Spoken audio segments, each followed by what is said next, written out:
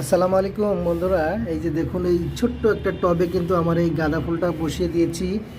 আর এই যে দুইটা ফুল ছিল, এখন অনেকগুলো কলিও বেশ দৃশ্যমান। আর এই যে আর একটা নতুন মেহমান চলে এসেছে।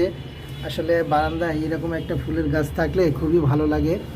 আর এখন এই শীতের সময় কিন্তু গাঁদা ফুলটা ম্যাক্সিমাম নার্সারিতেই পাওয়া যায়। আপনারা চাইলে এইভাবে একটা গাঁদা ফুল গাছ আপনার বারান্দায় বা ছাদের এক কোণে রাখতে পারেন।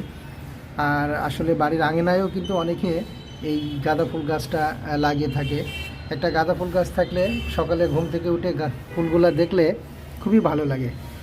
তো বন্ধুরা, আসলে আপনারাও রাখতে পারেন এই ছোট্ট পরিসরে একটা গাঁদা ফুল গাছ।